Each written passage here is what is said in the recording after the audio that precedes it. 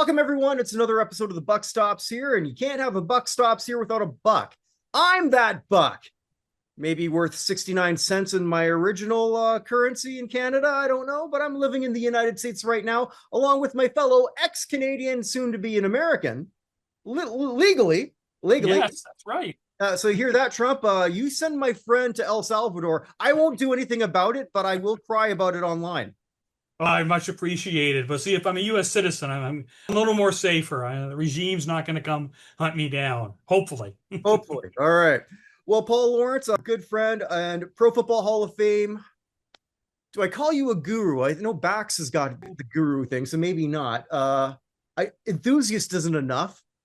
Expert, I like. Well, whatever works for you. Let's say the expert. So much so that let's let everyone know what your Twitter handle is. It's Pro Football Hall of Fame, Canton, Paul. There you go. There you go. Yeah. And despite what a certain former Cincinnati Bengal thinks, Paul never claimed to have any influence. He just loves the process. Yes, I like to make sure folks are aware. I'm just somebody who's been following it for a while and made connections to some degree with the voters and whatnot. But yeah, I don't work for the hall. I'm not a voter. I have a little bit of insights, maybe read the tea leaves from time to time, and for many years, there wasn't a lot of that. I mean, it's great. We have a good group of our own, and you and others who are doing this and others online. There's a lot more energy, enthusiasm, and talk about the hall and social media than there ever was. So, which is great because I think the more people understand, get involved, question, debate, that's great. Advocate for players, yeah, fantastic. I mean, the more we have that, people understand what it's all about and be able to push for their guy, which is fine. And shout out to many of the voters who are as transparent as they can be. Yeah. And we've had the pleasure of talking to a few of them. I think you've connected with a few more than I have at this point. But yeah, Paul and I think we were waxing a bit poetic or nostalgic rather, because a year ago, we actually finally met for the first time along with a bunch of other people in our little side group who actually, I think, met for the first time ourselves. Yeah. Ron Katz, Jack Silverstein, Evan Nolan, of course, Chris Meridian. And it was a lot of fun. And we were excited to be there. We were excited to meet each other. But really, we were excited to be part of the Pro Football Hall of Fame and go there and enjoy it. Sadly, we all said kind of in unison, we're not that interested this year. And a big part of it is the new rules, which I think still to this day, a lot of people don't understand why we only have 4 members as opposed to 8 last year. So I'm going to turn that over to you and just briefly explain how we got here and how we had I guess the smallest class in, God, I don't know, since the 80s? Yeah, I mean, we did cover this on some of your shows over the last year once we found out about a year ago, right, that the rules had been changed substantially. I mean, there have been previous rule changes over the last few decades, but we got sweeping ones last year. Basically, as our good friend Jack says, changed the whole math of how this election plays out. I mean, you start with a large group of senior candidates, players who have 20 years or more eligibility, and then you have your modern players who have been out at least 5 years. They start with large numbers. We had a process finally that got a panel outside the voters to get them down to 50 each. Then the voters, that being the 50-member selection committee, had a chance then to get that down to 25, and then smaller groups of finalists for both the moderns, which is 15 finalists, and then you get 9 seniors, 9 coaches, and 9 contributors. So that process has kind of been tweaked a little bit, but the bigger change really was the math, where you get down to those 15 moderns, and we used to go from 15 to 10 to 5. Up and down, vote on the 5, you can get all 5 in. And that's, for many years, we were getting all 5 in the moderns.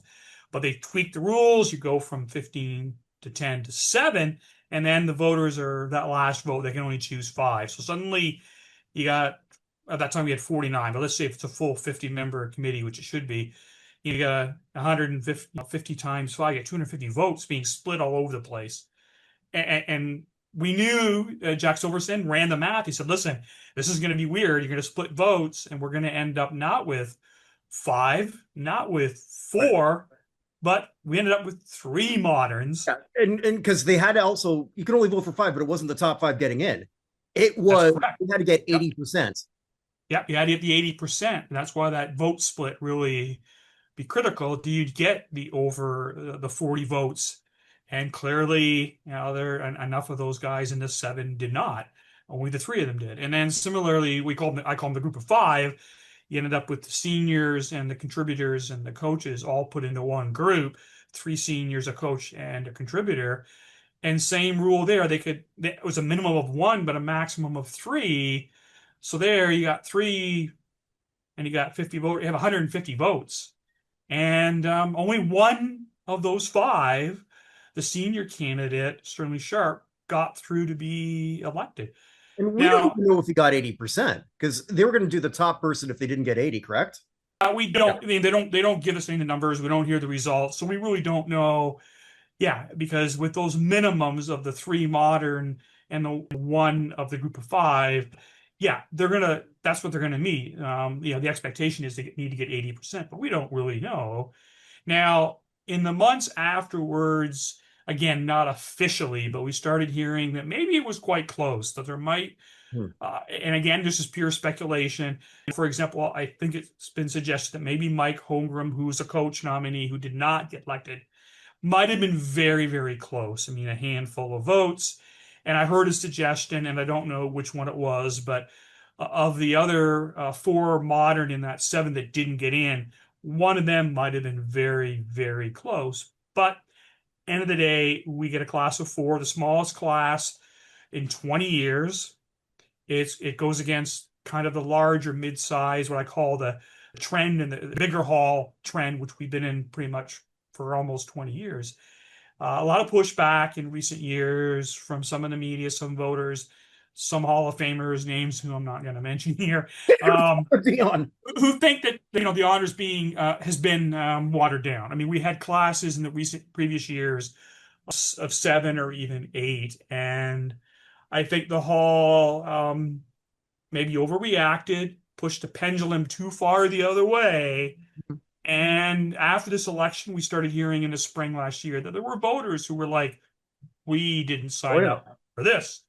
Some of them didn't really realize it. And if they did, they probably figured, well, it'll work itself out and we'll get five or six. Well, it didn't. And, but nothing's changing as far as we've heard. The board, hall board meets every early August. They've appointed to fill a seat. So we have 50 selectors again, the full board, but they've chosen not, at least for this cycle coming up, to change anything. And we'll have to wait and see whether the voters a year later are a little bit more nuanced and can think about when they get in that room to advocate to people. Let's try to, they can't barter for votes, they can't trade votes, but they can certainly have a conversation in the room to say something like, well, we know we're debating against these three players, but if we're not careful here, we split our votes, none of them are going to get in. So that there could be that kind of a push to realize, hey, think carefully as we do this to see maybe we, instead of getting four, maybe we can get a five or a six, which I think is a fair compromise between the small hall advocates and the large ones. So. And we also should all be very clear. So, because a lot of people, they just say, "I'll screw the voters." The voters had nothing to do with the new rules. They were as blindsided as much as we were. And several of them had been advocates and gotten the hall in the last decade or two to expand, to get us to more seniors, to get a coaches and a contributors category. The voters, the ones who got the 2020 centennial class idea through. Now, the voting panel is changing every year. There are guys who are moving off, and so it's going to get younger, which presents some challenges in terms of those who perhaps increasingly we're going to have a board that these are members of the media, TV, writers.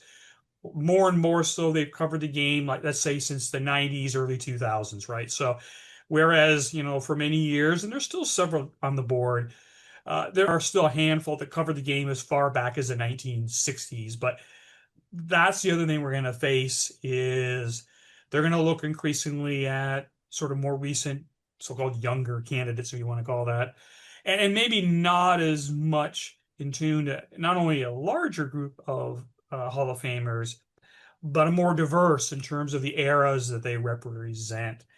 And we're kind of in this transition. And the hope would be the Hall should represent all the history of the game and try to find a way to make sure that's represented. And this doesn't simply become the Hall of Fame since 2000 kind of thing. Obviously, there's a lot of it in there. That's 25 years of great history in the NFL. So it's a work in progress. I think the Hall will self-correct a little bit, but it isn't going to happen this selection cycle that we're about to start. I think in terms of numbers, they will self-correct. In terms of looking at the past and the pre-Super Bowl era, I think that's done. I really do. The only solution to that is to have a direct elect committee.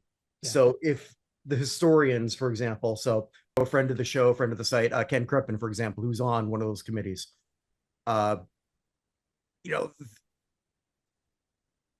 you're asking them for their historical knowledge. They put forth their candidate, and then a bunch of people who have not done their research. Yeah. We're hearing about a candidate for, in some cases, maybe for the first time, which I hate to wonder if that's possible, but hey, in 2020, how many times people found out who were voters, who Ralph Hay was? Well, yeah, and that's a perfect example of what you're talking about. We know that because when he was nominated a year ago, last fall, we did hear voters already, before they even engaged in the voting or conversations, about who he was. And then he didn't get elected, and we heard a few other comments from voters about, who is this guy? And now they learned more because he was presented, so that's helpful. But it gets to your point where we are seeing a shift. We've seen it for a few years. Now, one of the changes we didn't quite mention is that, in the selection of the finalists for coaches, contributors, and for seniors, for the first time, the Hall added members into those bodies that were not voters. So we have historians helping make that list. Now, those historians don't sit on the 50-member, we call them selection committee, or the voters, but at least there's some insight about that. But getting in that room is when you need the writers who have been on the committees for a long time and have served on the various subcommittees for coaches, contributors, and seniors to push hard on all their other 50 voters to say, don't forget these guys, because they're quickly being forgotten. And we have a lot of evidence, right? Because in the last couple of years, we're just not seeing those, and sometimes very deserving candidates who played, like you said, primarily pre-Super Bowl, just aren't getting anywhere. And it doesn't, unless they have a direct path, which they don't, then the prospects are going to be very, very difficult. I mean, you're right. I mean, the solution is, like, to some degree, we can argue about how the Baseball Hall of Fame works, but at least in that case, there are the veteran committees that go by era. They meet. They have a group of folks who review the candidates, right? And they have a direct election into the Hall. And that may, if the Hall of Fame, Football Hall of Fame, were ever to think about that, even if it was one guy a year, it would be the only way to get some of these guys in. But they resisted that because they want every candidate to go in front of the full 50-member selection committee and reach that bar. But these guys that we talked about, and we've seen several of them, they just, Maxie Bond and Andy Meter and others, just aren't going to, unfortunately, go anywhere. No, they're not. Speaking of not going anywhere, a lot of people didn't go to Canton. There was a lot of photos sort of going out. I'm sure on TV it looked good. I'll admit I didn't watch it. I was watching something else. I was watching SummerSlam because I'm a wrestling fan. That's what I love. And I figured I could watch the speeches later. Yeah. And I watched a couple of them. But as much as, first off, again, congratulations to the four member, all deserving. But also at the same time, these weren't four guys who were going to pack it in. The biggest name there was the inductor of Shannon Sharpe, who might be looking for something to do right now. If you want to come on this show, I won't make you sign an NDA because apparently you don't make anyone sign one either. So this will work. Yeah, that won't help sell that, will it? No, I don't think so.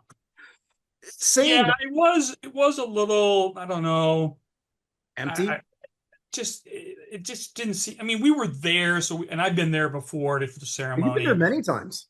Yeah, off and on, not so much, but the last couple of years I've been, and Yeah. it just seemed. I mean, you could look around the crowd and the camera, you could see there were a lot more empty seats. I mean, last year it was weird because it was delayed because of the thunderstorm, but it certainly just looking at the seating and getting a sense and just the feeling of what it looked like when we were there with foot traffic and people moving. It didn't seem to have that same kind of energy, crowds. And you're right. I mean, a class of four is going to draw fewer fans because there's fewer franchises represented, and you don't have a headliner. I mean, I was thinking back because I was at the one when in 2004 when there were only four.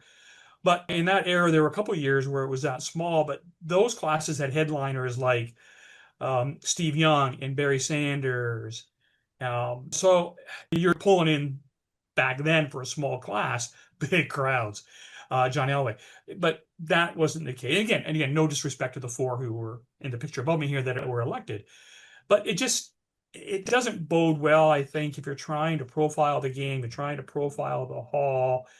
They're trying to do more. They had some more media events and fan events going on, leading up to the Saturday. ESPN was on site and some others. So that kind of helps with the buzz. But if you don't have the draw of either a big name or more players or candidates, it's just going to make it tougher. And I feel really bad, honestly, for the local businesses. I mean, we were there, right? We frequented Oh, some of these business. We went out for a breakfast. We went out for lunch. We went out for dinner. talk We to some of the were local obviously, people, right? About yeah, how big it was. yeah. And we bought tickets to the event. We went in the hall. We paid for that. I mean, we were at a hotel. So I feel bad for the local community, business community, the Chamber of Commerce, the tourist bureau, because this is a big deal in Canton. I mean, I'm sure it's a big event for them every year to have tourists come in for that period of time and spend their money. And I'm kind of surprised because I know on the Hall of Fame board, there are a number of local business individuals, predominant ones from Canton. And I can't wonder whether some of them are now, wait a minute, what did we do? And are they getting an earful from the Chamber of Commerce and some other folks about, wait, listen, our business was down. Have you guys thought through what you're trying to do here? If you're concerned about small classes, large classes watering down the honor, okay, fine. But this has an impact in our local community that it could be mitigated if there's a little bit more star power to it. Yeah. Especially when we look at the other big Hall of Fame cities. Toronto doesn't need it. Toronto has the Hockey Hall of Fame as not exactly something where people people go to Hall, they go to there a lot, but Toronto doesn't need it as a tourist attraction. It'd be different, like if it was in its original location. I don't know if you know this. Its original location was Kingston. Yeah. Yeah. Okay, of course you Yep. know. I mean, you're a fellow Ontarian, and we mean Ontario, Canada, not Ontario. That's right. First time I ever heard Ontario, California. Like, what the hell? But anyway, or like Cooperstown, for example. Remember that one year where they inducted only one person, was like someone from the Veterans Committee who had been dead for 50 years. And that really packed him in, I'm sure. Yeah, I'm sure it was the same issue from that community, the small businesses and restaurants and hotels around Cooperstown, which is a very tiny rural town in the middle of New York State. It's not easy to get to. I mean, Canton is the Hall of Fame in Canton is on the interstate, so you're getting a lot of traffic and tourists are going through that kind of corridor. But even then, you have to have a draw. And the hall and some of the associated things they're developing with the village development project, which they're part of, but they're not leading, is trying to bring more crowds in, have more events year round to kind of make it more a Yeah. destination and an economic engine for that community. But when you have a major event in a week that's trying to draw a lot fewer fans, which it clearly did, they don't announce attendance numbers, but I'm quite certain that they didn't get the kind of numbers that they've had in They couldn't recent have. years. They couldn't have. So yeah, I mean, so maybe we should look forward to what we've got next year. And before we went on, you joked that you'll see me there next year because I'm pretty sure that a certain quarterback from my favorite team, who I can't wait to see, as I joked with Paul, in week 3 get their ass kicked because I live in Seattle, because I don't have a whole lot of. Yeah. I'll be there. I'll be there. I'll be wearing my Saints gear and I'll be doing this a lot, but maybe I won't be. I don't know. Maybe that's the game we pull Do out. you still have your brown bag over the head from that era? I I can. I think I You can could find make one. one. Yes. Yeah. The Yanks, right? I The can Yanks easily of New make one. Orleans. Maybe I will, so I'll get on TV. But Yeah. it's not that big a deal for me to get on TV. Because last time I got on TV, I had my friend come in from. I know he's not going to watch this, so I can say this. Uh, my friend from Winnipeg, so we went to the Jets Kraken, and so like Jets won, and he's all happy, and it's like I'm just like trying to hold him together because he was. You think I drink a lot, but anyway, yeah. When I'm the sober, responsible one, Yeah, something's but something's yeah, gone astray. something has gone astray, and we look at who's eligible next year. Obviously, I'm referring to Drew Brees, and I can't see a way unless they actually do sort of, I don't want to say use the word collude, but maybe talk. And maybe if they're finally all together, they might do that. Because I correct me if I'm wrong, they met on Zoom again last year, correct? Yes, I think it's just the logistics of made it's probably not the ideal way to have it, but at that time when they meet in early January, a lot of these we're in the middle of the NFL playoffs, so the members who are writers and journalists for the most part are all over the country. So it just Which might be that's just how also they a have to do problem in itself it. Yeah. in some cases. Yeah. But I mean, I suppose that's neither here nor there. But I got to figure. So let's say hypothetically, the same exact thing happens, which could. You only get three people in from the modern class. You got to figure, at least I would figure, that Drew Brees and Larry Fitzgerald are lock A, lock B. Yeah, I don't think there's any question of that. I think both of them, when they're presented among the 15 modern finalists, because when they get to that stage and they have the Zoom meeting, 50 voters, a voter will present each of the 15.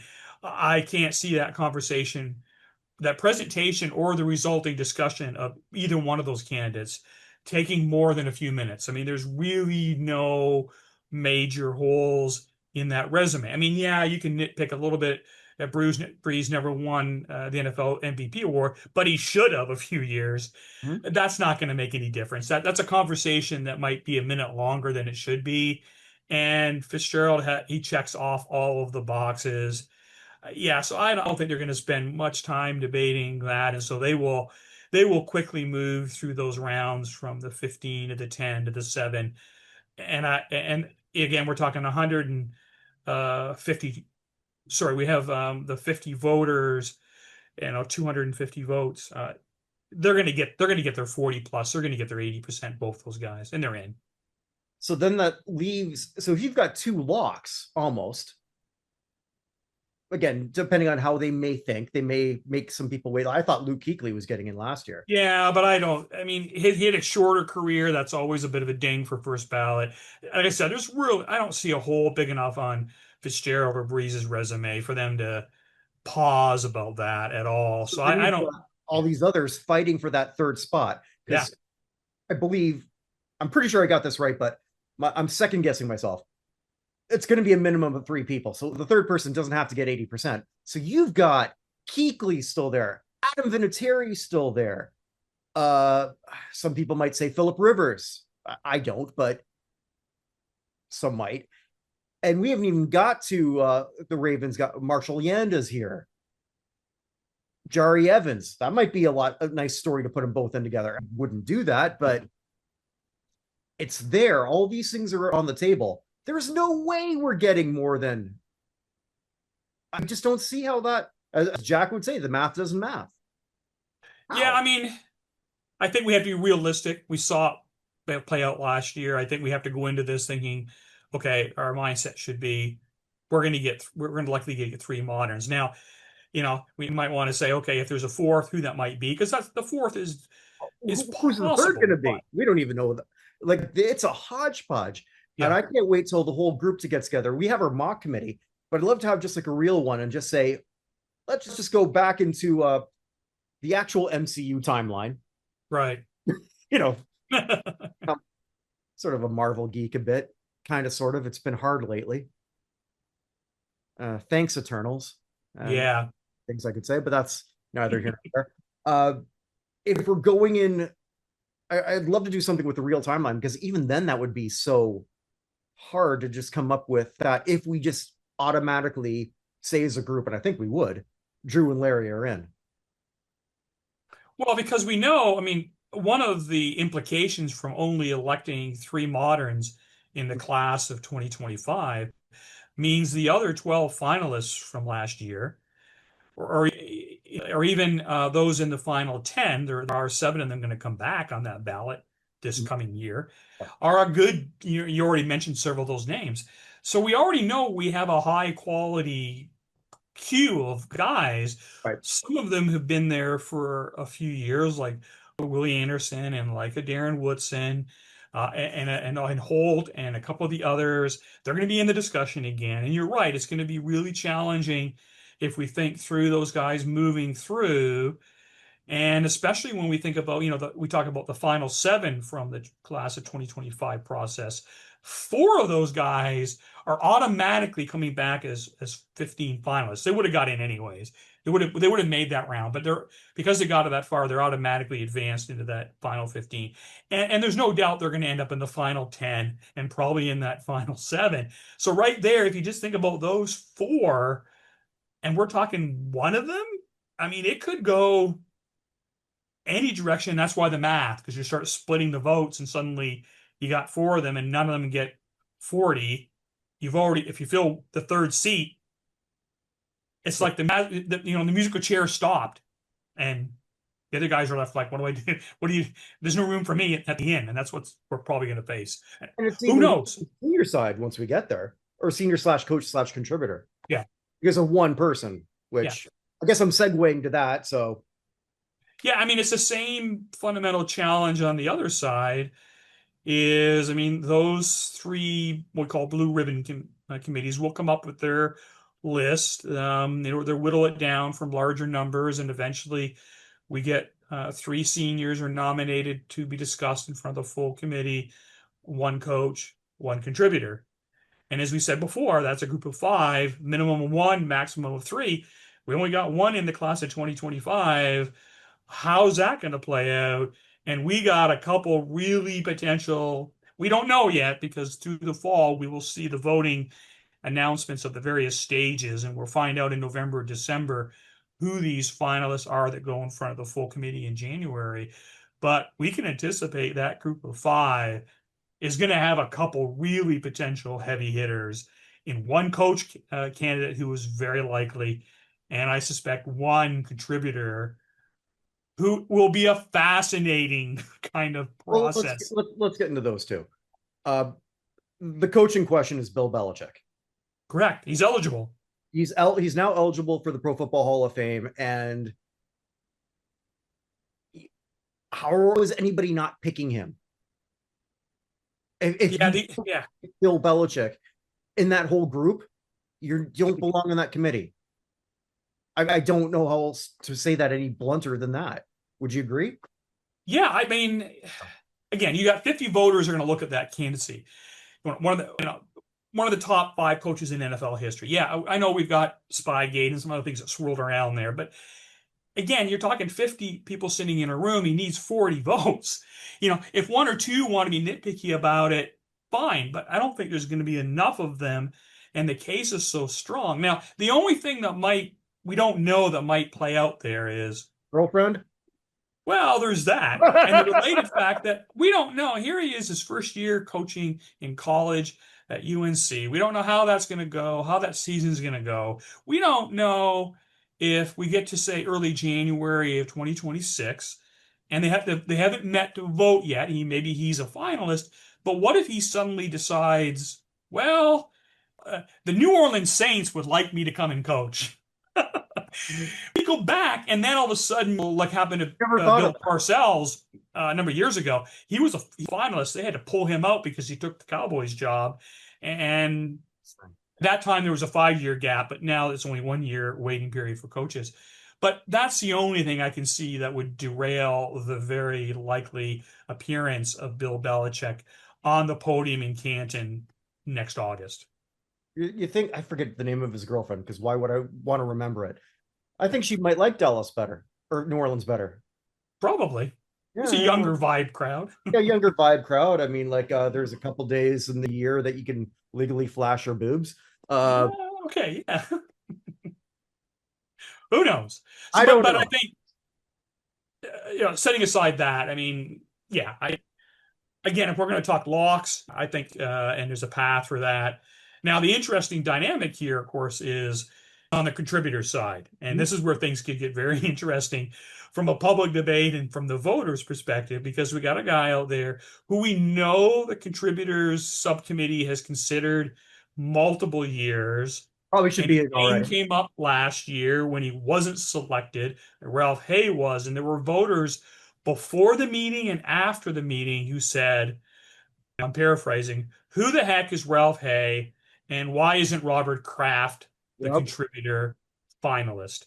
Now, when you hear, voters kind of saying these things publicly, a handful of it doesn't, they don't represent all 50 voters, but it's Yeah. sending you a signal that if I'm on that blue ribbon committee and I have to come up with a contributor finalist, one, to compete to get in, who do you think now? I mean, Ralph Hay had his shot. I don't see them bringing him back again.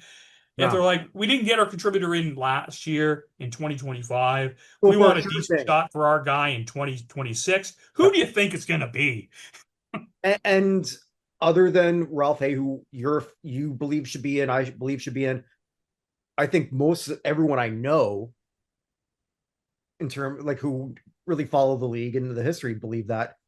But if you can't get those 50 in, I'm not going to that well again. Yeah, it doesn't make any sense. And if Not I'm right not a now, maybe contributor, later.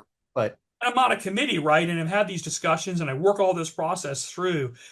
And I know what the counter argument is going to be. I already know when I present it to the 50 full members, there's not enough votes. yeah, then exactly. then why go back to the well a year later? Maybe it's something you do, especially when you know there are voters who prefer Kraft. So you just got to go, we're going to put him up and maybe because the math and with him and Belichick on the same ballot, um, maybe it doesn't work, but I can't see why they Why wouldn't put him wouldn't up. it though? Because then they'd have because now you're going to put up three seniors, and let's be blunt, none of those seniors, whoever you want to put up, has a resume of Belichick and Kraft. They just don't. Yeah, As much you're as right. we are fans of Lavi Dilweg, who was on the 2020, Jim Tyrer. Wow, I mean that's a complicated one, but I mean he got a shot. It didn't go well. Yeah, Maxi Bond. I'm just going to plug this while we're doing yep, this. I think you know this. I that'll be coming up probably before this. I had the chance to talk to his son Mark, great. and we had a great conversation about the Pro Football Hall of Fame. I just growing up as the son of Maxi Bond, Yeah, neat. which was pretty cool. He was telling me stories about how he went to Jim Neighbors' house a lot because when he was in LA, Yeah. and how his mom played bridge. I don't know cards other than poker with Rock Hudson. Yeah. No, no, Rock Wow. Hudson, Jim Neighbors. There might be a parallel there that I'm not seeing, but either way, that I brought up to him, it's like I was doing my research on you and your dad, and then I think I saw a picture of you at the White House. And I mean this one because he was at Oh, with Nixon. cool. I'll look forward to that. Yeah, and Maxi Bonds is one of the guys we mentioned earlier. It's Oh, it's huge, gone now, and it's going to be tough. But you're fantastic. right. But it'll be tough Yeah, for any person you yeah, put up against those two. And maybe the best thing that can possibly happen is you get those two out of the way because exactly. I they're mean, corks. right, Actually, and crap. that's kind of how this process should work. Hmm. Because if they're clearly going to get in, and we know, I mean, if you delay it a year or two, why? Because we know Bill Belichick and Robert Kraft have the resumes they're going to get in. So you get to a point, and I think the 50 voters see this. They're in there as a finalist. Let's vote them in. Let's clear them out of those queues, so to speak. Because a year down the road, when we're looking at the class of 2027 and 28, 29, whatever, then we can bring some fresh faces and rather than have to go There's through this again and again. still got some. I just find it intriguing because the two of them have this dynamic history. There's this sort of like, Doesn't how that they make you work want to vote together. for Did they work together? together? I would. I mean, Yeah, the drama king and me. Well, yeah. I mean, it could create a very intriguing meeting in January, the virtual meeting, but also a very intriguing week in Canton next August if they're both there being enshrined at the same time, which is, I think we both agreed, not outside the realm of possibilities. It might not happen, but it could very well. and then they won't have to worry about. And granted, I'd like to think that the voters are not thinking in those terms. I don't think they are. I mean, at least the ones we know, Right. that many of them. You know more than me, but I feel fairly confident that the few that I've spoken to directly don't think like that. Having said that, though, I might think like that. I got a chance to put. Here's what I could do. I could. You're telling me I could have Bill Kraft there and the same thing. All right, I'm buying some stock in some of those local businesses, if I could, for a week. Yeah, I You mean, know? it'd bring in a crowd. It'd I know where we're going certainly for elevate breakfast. the drama. It's kind of almost a Hollywood made for Hollywood movie kind of, or future episode if they do any more ESPN 30 for 30. That's and again, the Hall, I'm sure the PR and marketing people at the Hall would like, And Brady will yes, be there. yes. But the voters we know don't think that way. But they do realize, yeah, there's buzz around certain classes. Um, like there will be in the future when we have a really huge names coming up, like your Tom Brady's and Aaron Rodgers and others, and Drew Brees for that matter. So it's there in the back of their mind, and you have to wonder after this year, maybe being a little bit more low key, maybe we get something that has a lot of splash a year from now. Yeah, it'll be fun. So I don't even know if we want to talk about the seniors because, like, personally, I think it doesn't matter. Whoever gets through, I feel bad for those families or that candidate if they're still alive. You don't have a hope in hell, especially if Kraft gets through. I don't see Yeah, I you mean, can't. you and I, you know, I've been an advocate for a lot of seniors, as you have, and others in our group. And we talked earlier here in our conversation about the importance of the history and recognizing, especially the pre-Super Bowl era. But I think we have to go in the next several months as this process plays out until we hear the class announced and the honor show in early February, the Thursday before the Super Bowl, that we probably need to prepare ourselves for the fact that those of us who feel there are a number of seniors who are deserving, and there will be three finalists among that group of five discussed by the full committee. But you're right. It's going to be tough for any of the math to get them in. And it's too bad because I'm sure that there will be three very good candidates among many who we've heard names come up in recent years. But I just don't see a path for them. I think it's going to be blocked by, as we said, Bill Belichick and Robert Kraft. And the math's not going to let us. We only got 1 out of 5 this time. If we get 2 out of the 5 next year, that's kind of an improvement, but it ain't going to be a senior. No, Yeah. I feel confident in saying that. I'd love to be wrong. I would love to be wrong and Well, for and maybe Bill Belichick goes back to the NFL and we have an opening there. But the way we think it's going to play out but seems wouldn't it unlikely. have to happen? So we'd have to flame out at UNC, or not necessarily. But even then, I mean, like the NFL wasn't pounding on his door. No team was. Yeah, and that's a good You don't have point. to I like mean, he was take the on the freaking. market. You know, there was a lot of chatter, but nobody really was serious. You have to wonder a year later, even if he has a good average season in college with UNC, are there going to be teams? Because I think he would become, if he was hired, the oldest. Well, how old is Pete Carroll is up there? But the point is, hiring a guy, even though a guy like Bill Belichick, who's been out of the game a short period, but it's a younger man's game in a lot of cases, and really, really want to do that. Plus, he wants full control, perhaps, and his later years with New England in terms of building a roster and draft and stuff wasn't great. So maybe for the league and maybe for Bill, it's time to move on. Your legacy secure. Got Have some something fun in nice at college home. with your girlfriend. Hang around football players. We just want to point out, Paul and I aren't advocating for that as sort of older people. We're very happy with our original wives. Yeah, Sorry, in my case, it's my second wife, but I've been with her for over 20 years. So yeah. We're just pointing out. Apparently, Bill's doing good. not that we're looking right, honey? And you can say yes There or you not. go. Yeah, yeah. Just so we're clear here. Yeah, absolutely. No, I think this is sort of like a great synopsis for a lot of people who might be sort of newer coming into this, or even if you're just like, again, there's so many people who don't understand the math and the logistics behind it. It's going to be a fascinating year. We're only a few weeks away from, I guess, the first preliminary list coming out. Yeah, I mean mid September we should see the large preliminary lists of the modern candidates and then the senior candidates, and then very quickly through October and into November we will get announcements as they vote down to 50 each, and then the 25, On the other ones too, 15 because they're moderns, doing that and too. nine. Yeah, There's 12, like something like 12 announcements or stages between these essentially love it. categories over about 3 months. So it's You know what we'll do, Paul? You and I were going to do this every time they do one. I voluntold you for this. all right. Well, we'll have to keep rolling and keep them going, because by the time we do one, you got to get it in the can and get it aired, because a week later we could have another announcement.